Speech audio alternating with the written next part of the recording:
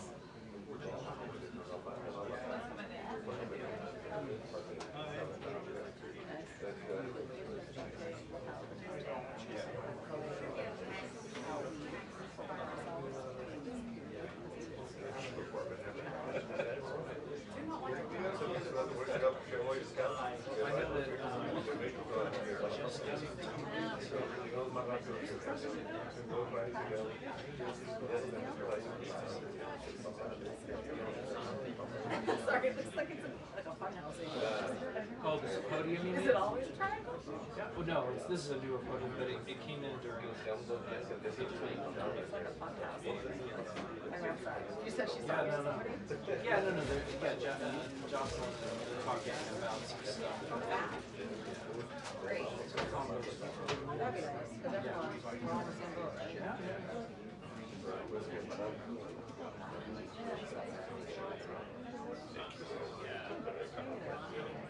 It just depends on the person, right?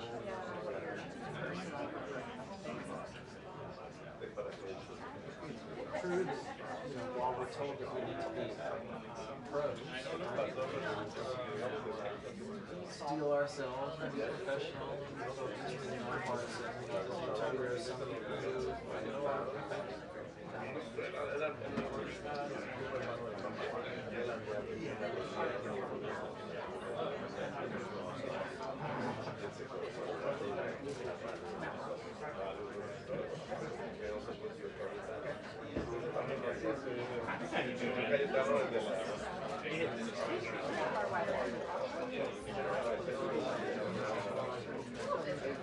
yeah.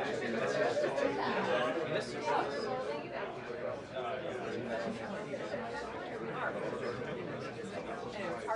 Most definitely. Yes, it is hard, and if you don't have other people to lean on, but then again, that's what the organizations are for. They're here for us to lean on. I think those are not conversations that you advertise on Instagram. Those are conversations where just, members make sure to continue to cross it all.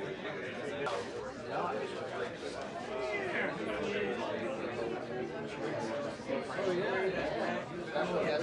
Oh, I'm a special guest every week. They get up and leave. Yeah.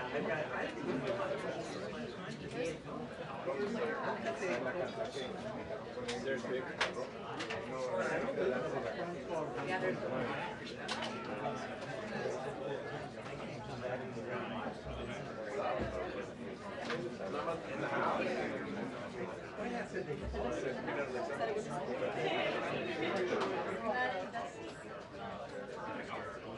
I like it.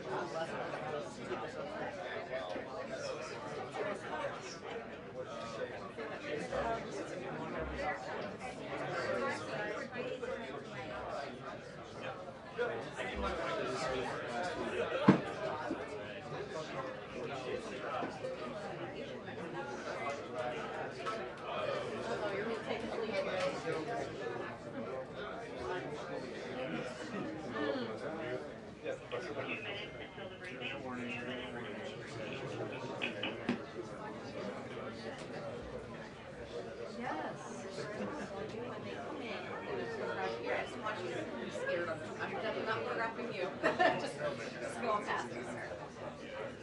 You're fine. I just want to warn you, and I won't do this every time. Just warn you.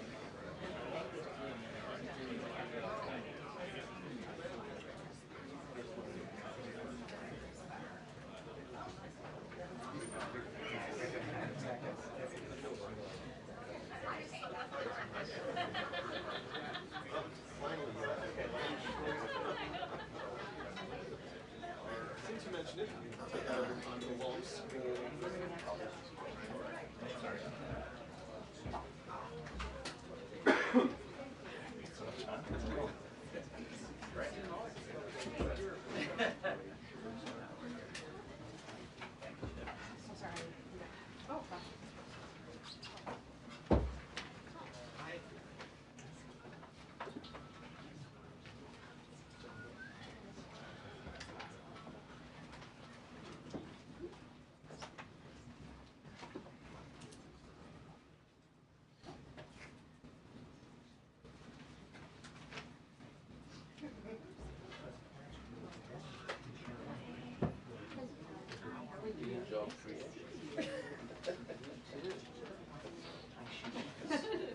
Boris and Brianna, we are going to hear from White House Press Secretary Karoline Leavitt any moment now, but certainly this is the second White House briefing that Good afternoon, everybody. She is taking the podium now. We'll take her. Okay, thank you.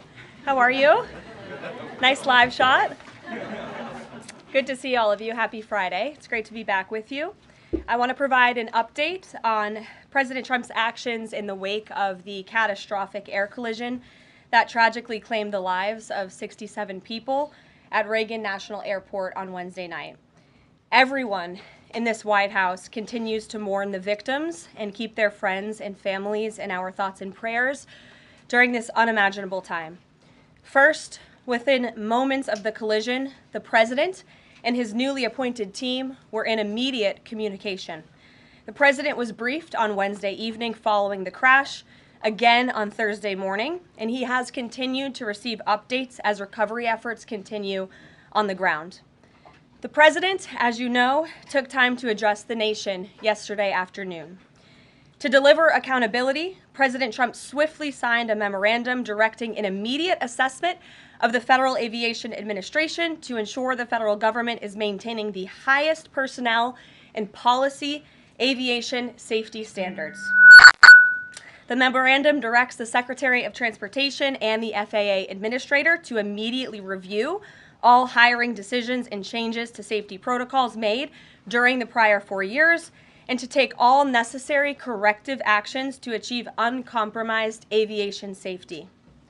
The review will include a comprehensive assessment and reversal of any deterioration in hiring standards and aviation safety standards and protocols during the previous administration. Aviation safety was addressed by President Trump before this tragic collision even took place. On his second day in office, the president signed a memorandum to immediately stop Biden DEI hiring programs and return to non-discriminatory, merit-based hiring. And in 2018, during President Trump's first term, the Department of Transportation announced it would put an end, at that time, to use the biological questionnaire that was introduced by the Obama administration, which punished skilled applicants. President Trump has long led on the issue of aviation safety, and he will continue to do so. He will continue to deliver on the promises he made to the American people at record speed. The Senate has already confirmed 8 of President Trump's exceptional cabinet nominees, including most recently Transportation Secretary Sean Duffy, as you of course know, EPA Secretary Lee Zeldin, and Interior Secretary Doug Burgum, who is scheduled to be sworn in later today. We expect the Senate to continue quickly confirming the remainder of President Trump's well-qualified nominees in the days ahead. Earlier this week in the East Room, the president proudly signed the Laken-Riley Act into law, surrounded by Laken's loving parents and sister. This common-sense bipartisan law mandates the federal detention of illegal aliens who are accused of theft, burglary, assaulting a law enforcement officer, and any crime that causes death or serious bodily injury, like the animal who murdered Laken-Riley in cold blood. This was the first piece of legislation President Trump proudly signed as the 47th President of the United States, and it will guarantee that Laken did not die in vain. As Laken's mother, Allison, tearfully said during the signing event, President Trump said he would secure our borders and that he would never forget about Laken, and he hasn't. He's a man of his word, and we trust that he will fight for the American people. Those are the words of Laken's mother, and we will never forget them. So to help lock up even more criminal illegal aliens, President Trump signed a memorandum this week to detain them at Guantanamo Bay. This action will expand the Migrant Operations Center at Naval Station Guantanamo Bay to full capacity to provide critical extra detention space for high-priority criminal illegals. Our brave ICE agents continue to arrest more and more of these types of individuals every day in communities across our country. And I have more updates for you. On January 27, 2025, ICE Chicago arrested a citizen of Guatemala who has been convicted of solicitation to meet a child, disturbing, and sentenced to 24 months probation.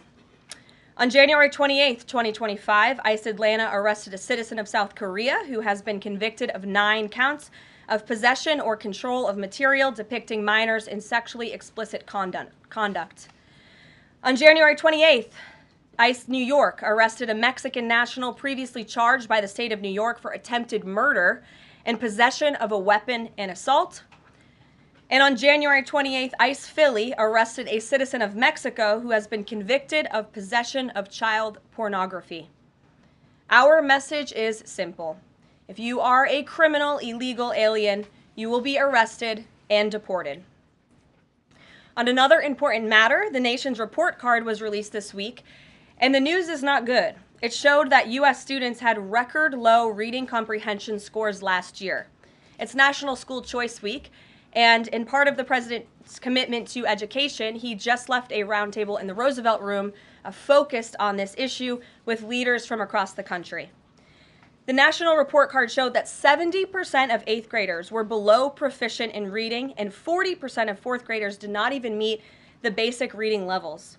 This is completely unacceptable to the president, and he continues to take aggressive actions to address this education problem in our country. He signed an executive order this week prohibiting federal funding of the indoctrination of our children, including radical gender ideology and critical race theory in the classroom.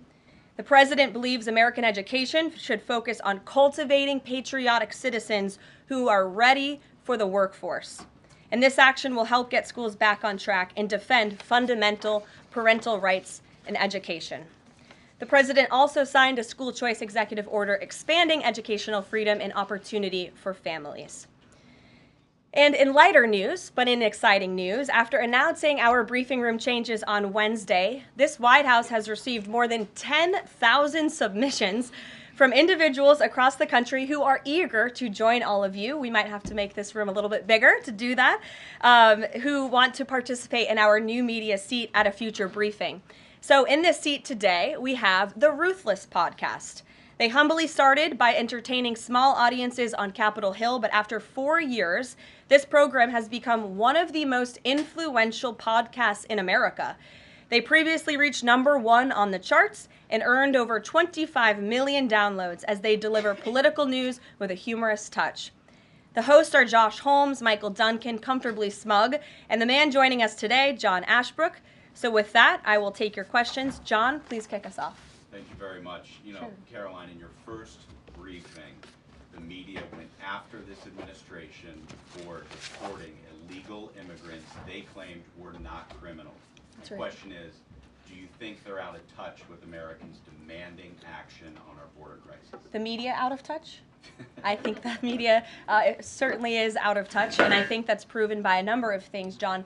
Number one, there was a New York Times poll that was released prior to President Trump's inauguration by the New York Times, which of course is a legacy media outlet, that showed that 83% of Americans support deporting the individuals that you mentioned, illegal immigrant criminals, especially those who have committed heinous crimes in the interior of our country. And I received a very actually interesting statistic on this front from ICE this week. 97% of the deportations that this administration has made thus far are of individuals who had a removal order from the previous administration, but were never removed from the interior of our country. So this shows that the previous administration was actually defying our laws, and all this administration is doing is simply following the laws, the immigration laws of this great country. Thanks for the question, John. Anything else? No, that's it. Okay, great. Peter. Thanks, Caroline. If President Trump is telling us that air traffic control towers are staffed with unqualified controllers, these DEI hires who never should have been brought on, then it's not safe to fly commercially, is it?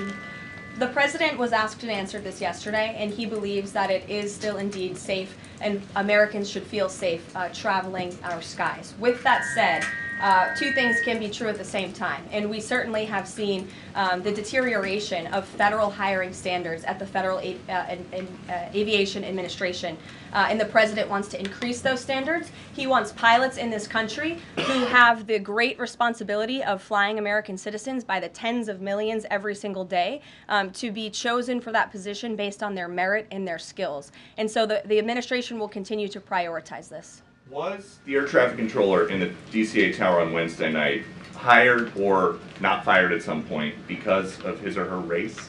That investigation is ongoing.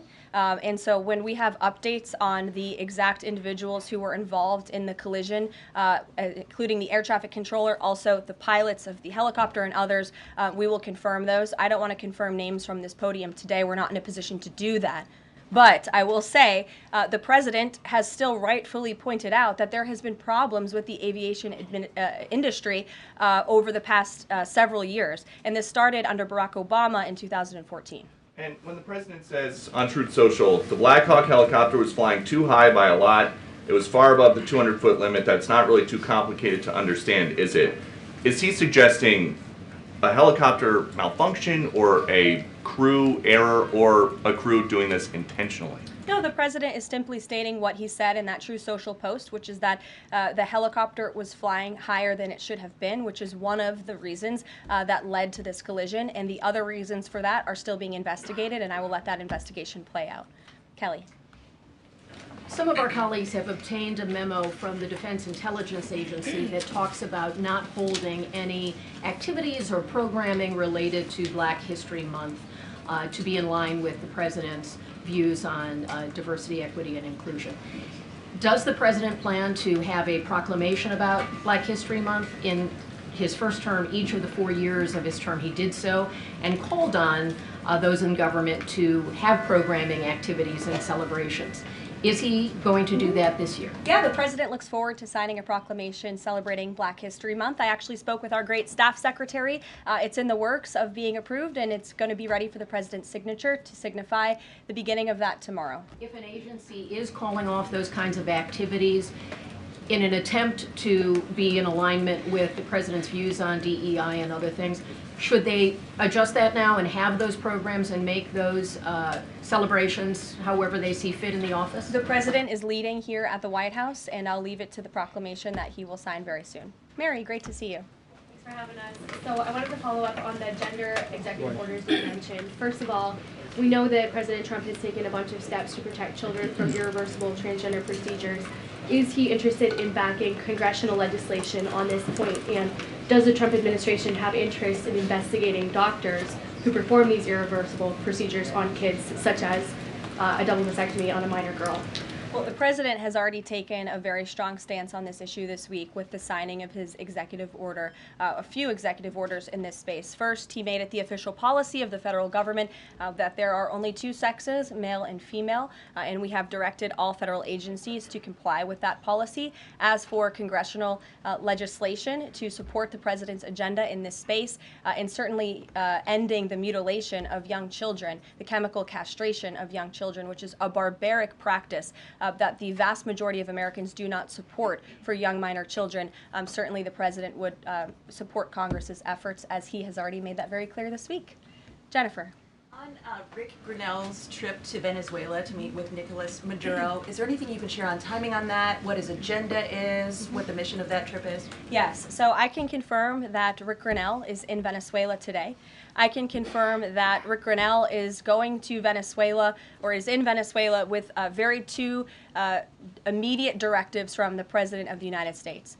Number one, Rick Grinnell has been instructed to identify a place and ensure that repatriation flights of Tren de Aragua members, Venezuelan nationals who have broken our nation's laws, will land in Venezuela. As I said at this podium a few days ago, we expect every nation on this planet to cooperate with the repatriation of our citizens, and so Rick Grinnell is in Venezuela to ensure that can continue. And number two, Rick Grinnell is in Venezuela to ensure that all U.S. detainees in Venezuela are returned home. That's his mission, and I will provide a readout after this trip. On Bob Menendez, can you tell us if anyone has approached the White House or the president about a pardon or a commutation?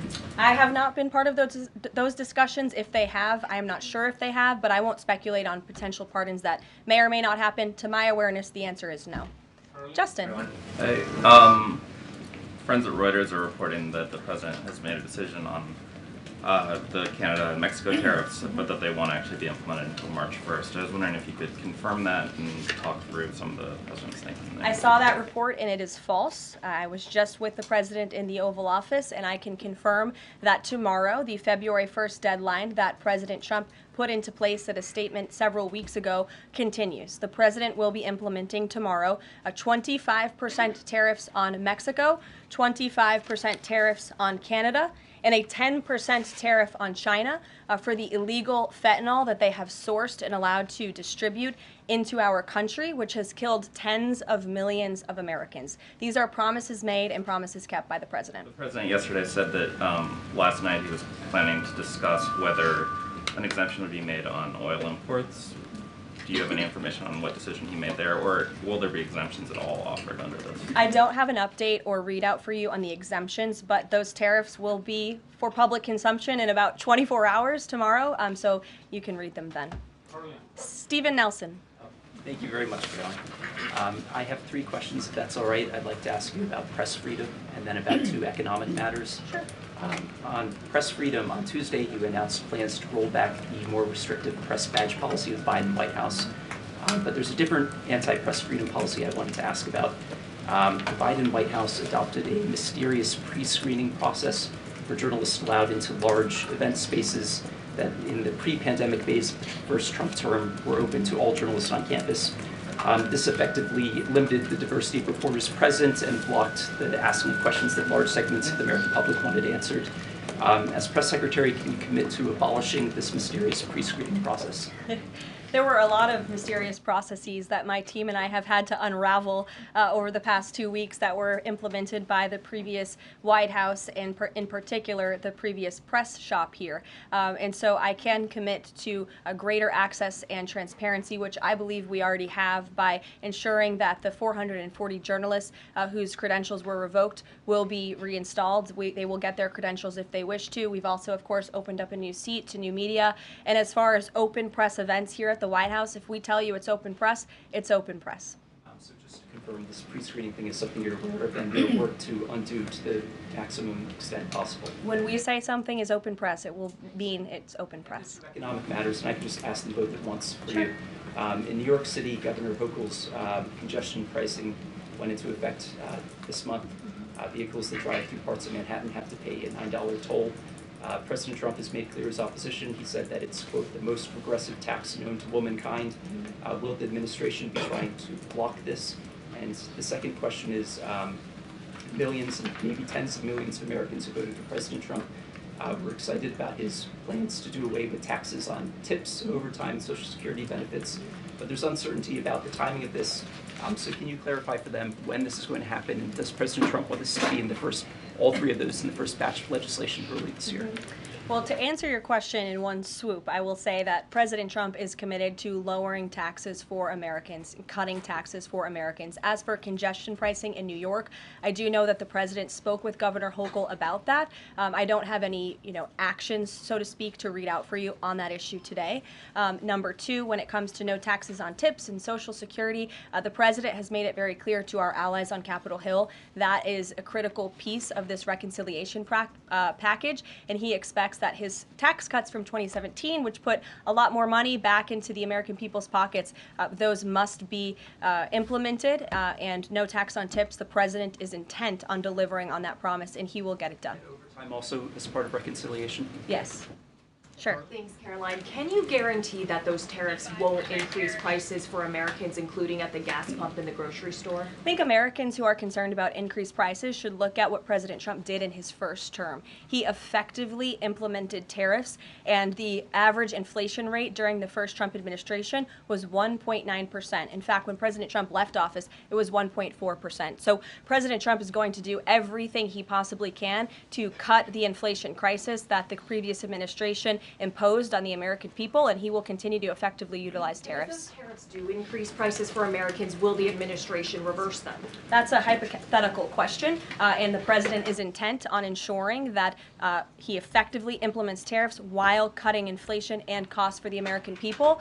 And, the media has this way of just looking at everything in a microscope rather than looking at the whole of government economic approach that this president is taking. He will effectively implement tariffs. He's also, as I just answered Prince Stephen's question, committed to tax cuts. He's also clearly committed, as evidenced by his executive orders, to unleashing the might of our energy industry, which we know will eventually drive down inflation. And all the other economic measures that this president has made will have a Trump incoming economic boom, just like we saw in our first term. And has the White House found any?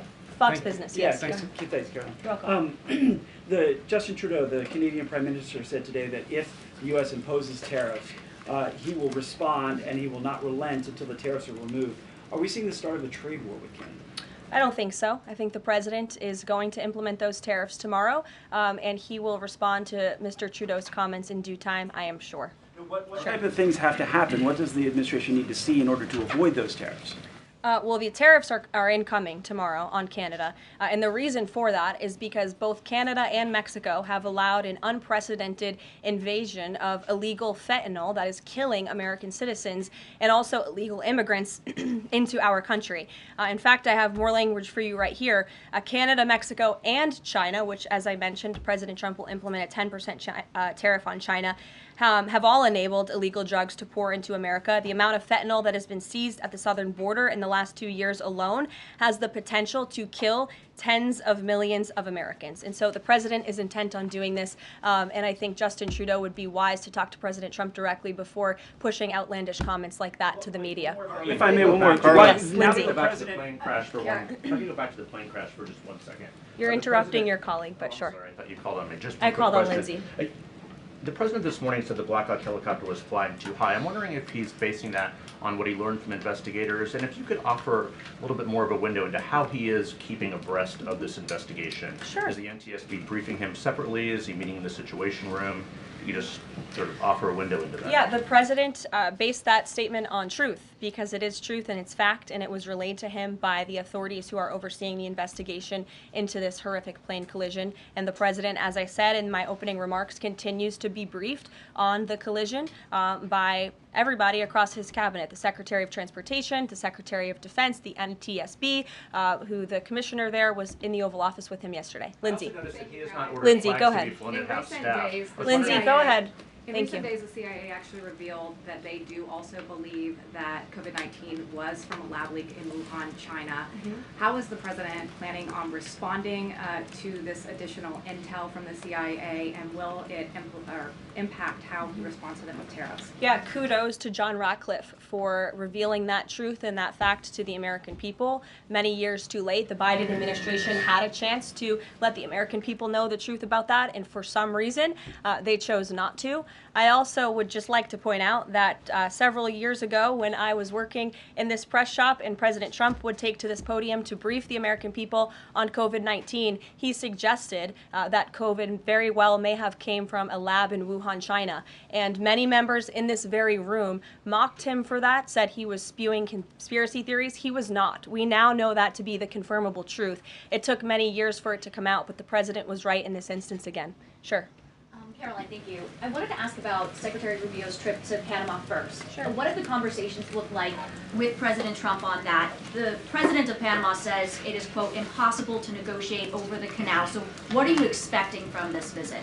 So I have not been present for Secretary Rubio's conversations with President Trump about the Panama Canal. I have been present for President Trump's own thoughts on the Panama Canal, and you've all seen them as well in his public statements that he has shown. He believes it's unacceptable that the canal is essentially run by the Chinese Communist Party. If you look at both ends of the canal, massive Chinese Communist Party linked companies run the canal. That's unfair to the American people, many of whom lost their lives many years ago building this canal. The American taxpayers are paying millions of dollars for the canal, and the president believes it's in our national interest as a nation for Secretary Rubio to go there and begin these discussions, and that's exactly why he's doing that. Sure. Thank you very much, Caroline. Is the United States in the process of pulling out of Syria militarily? Because the president wanted to do that in his first term as well, and he had a lot of pushback from the Pentagon and Congress. And based on what he said yesterday, is he considering doing that in a short time? The president was asked and answered this question yesterday, and he, as the commander-in-chief of the United States military, reserves the right to review troop deployments overseas at any point in time. Is that a topic right now? Yes. Thank you.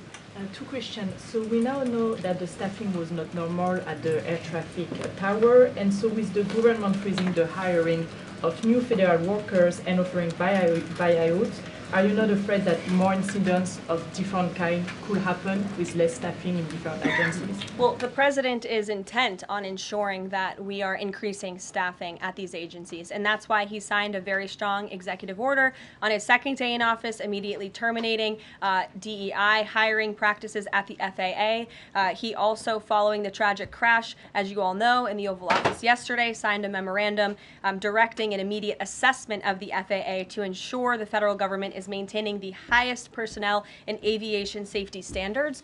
And I would also just say there's a cultural piece to this as well.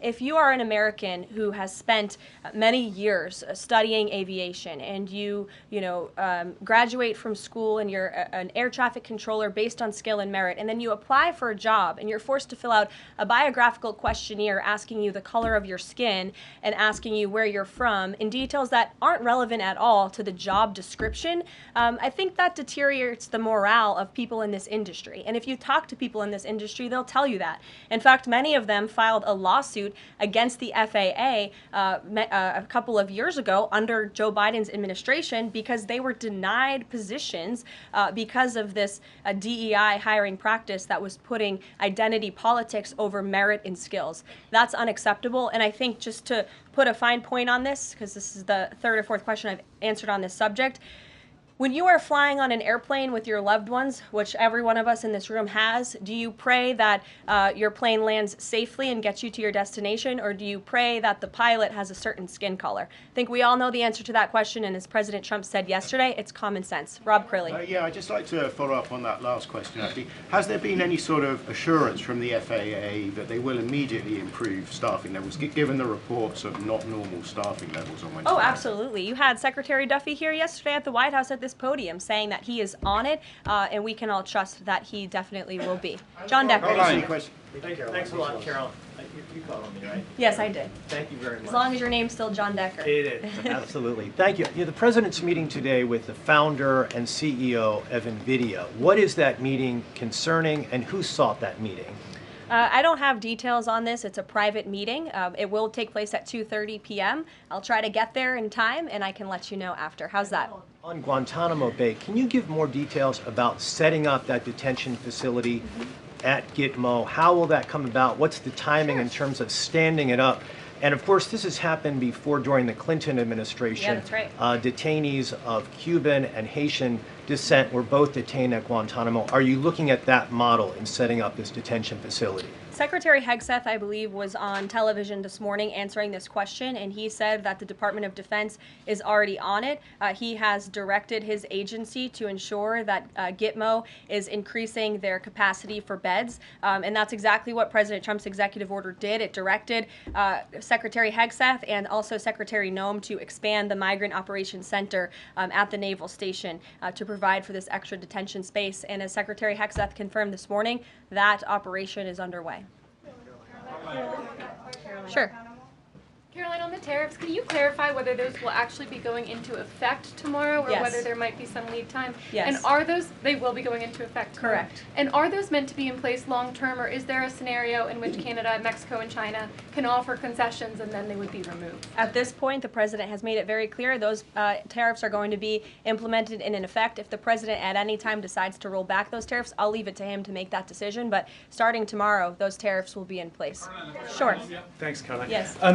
Can you confirm a report by our friends at the Daily Mail that the British Prime Minister Keir Starmer is going to be visiting the White House in February? And also, if I may, do you have any more details on Netanyahu's visit here next week? Sure. I have not seen that report about the Prime Minister. I can go check back with our friends at the National Security Council and get back to you on that. I can confirm that Prime Minister Netanyahu will be here on Tuesday, February 4th, for a working meeting and visit with the President. And I'm sure you will all be here, very excited to cover that visit. Sure. Daniel. Thank you, Caroline. You're welcome. Back on the Guantanamo Bay subject, specifically, obviously, why does the president feel like that's the best location or a good location to make sure that Americans are safe from violent, illegal migrant crime? Well, it's a really good question, and the memorandum that he signed, the order that he signed, builds on his previous executive actions, obviously, to secure our southern border and deport illegal criminals from the interior of our country. We know that we have an issue with detention space here in the interior, which is a big reason why Congress needs to pass this reconciliation package as quickly as possible to ensure that DHS and ICE have the funding they need to detain these individuals that the administration is very swiftly rounding up and deporting, arresting and deporting these illegal immigrant criminals. And so the president feels it's an appropriate place. Taxpayers are already funding it. The space is there. Why not use it? And the Secretary of Defense, as I said, is working on that as we speak. Sure. Yes. Thank you so much for having me here answering your question. So I want to talk more about the success that ICE is having finding these violent criminal aliens, some of them being sexual predators. But my friend Ben Bergquam reports that the Chicago mayor and the Illinois governor are preventing ICE agents from going into jails and prisons to enforce detainers against illegal aliens. In Maryland, the Attorney General has also put out a memo hindering local police cooperation with ICE. Does the administration have any comment on leftist state and local officials defying ICE and Trump's deportation efforts? Yeah, I think it's very interesting that Democrat officials in these cities who have been completely overrun and overwhelmed by illegal immigrant criminals would refuse support and help to cure this problem that has especially taken over their cities. I guess they don't want to admit they've been wrong with their sanctuary city policies. I'm not sure. You'll have to ask them about their intentions. But they would be very wise to comply with this administration because this administration is hell-bent on enforcing our nation's immigration laws. And this administration will continue to arrest and detain and deport illegal migrant criminals. And what we won't do is defy our nation's immigration laws like the previous administration who had these orders of removal on illegal immigrants across the country and were refusing to execute on them. We will continue to remove illegal criminals from our nation's interior. Are these sanctuary city leaders, are they violating the law? I would certainly think so. I'd have to check back on which specific law they're violating, but certainly if they're not enforcing our nation's immigration law, sounds like they are breaking the law. And I would also add that their constituents don't approve of that. You've seen residents in Chicago show up at their city council meetings infuriated with their leadership in that city because they are working very hard to provide for their families. They want public safety and law and order, and their officials have abandoned those very basic American principles in these cities. And the American people want law and order. It's, again, an overwhelmingly popular policy to deport illegal criminals from our nation's interior, and this administration will continue to affect that goal. Sure. A question on Colombia. We just interviewed Colombian President Gustavo Petro, and he insisted that he's not going to take any Colombian deportee from the U.S. if they arrive in South America handcuffed. How this administration responds to that? When did the Colombian president make those remarks? During an interview with us at Univision. Well, I will share those with the President of the United States, and I will get back to you on his response. What happens if Nicolas Maduro? Caroline, there are more than 150,000 disabled Americans who are working today. The president talked a lot yesterday about hiring the best and the brightest to work in the federal government. Safety aside, does he believe that disabled people do have a place to work in the federal government? And does he also support the current protections for disabled people working in the private sector as well? The president has made it very clear that this is a common sense solution to solving some of the problems that we have seen at the Federal Aviation Administration and also when it comes to many of the federal agencies across our government. People should not be hired based on their disabilities, based on their skin color, their gender, their race. None of that matters. What matters to this president and this administration is how well you can do your job, and the American people agree with that sentiment. So it's about competence, skill, and merit. And so the president is focused on ensuring that the most competent individuals, the best and the brightest in this country, are in positions in this federal government, especially when it comes to public safety. Can't overemphasize the importance of those jobs. Sure. On her question before, President Trump is holding China accountable on fentanyl by ramping up tariffs. So how is President Trump planning to hold China accountable on COVID origins?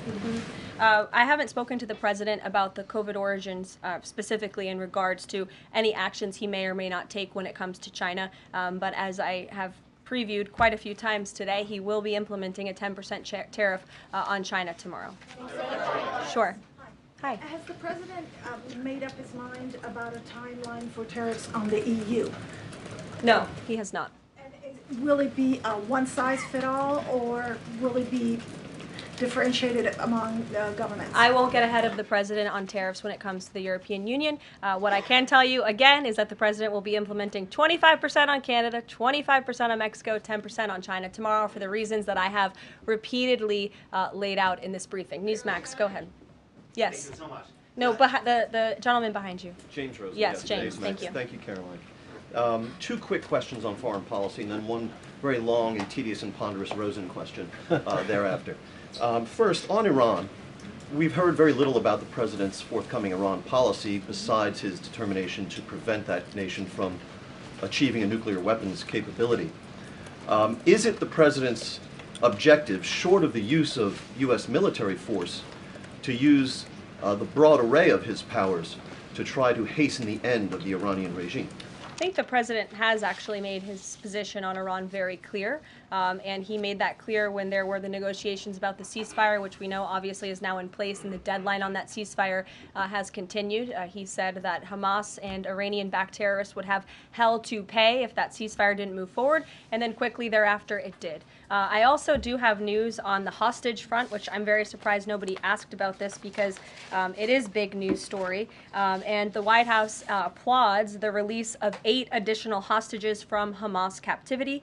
Thanks to the ceasefire deal secured by President Trump, 3 Israeli and 5 Thai nationals are being reunited with their families and their loved ones after being held in unspeakable conditions for over 15 months. And the president remains committed to the release of all remaining hostages, and they should have never been taken by the brutal terrorist group Hamas in the first place. And I think President Trump's working meeting with the Israeli Prime Minister next week emphasizes his continued support for Israel and ensuring that brutal terrorists in that region have hell to pay.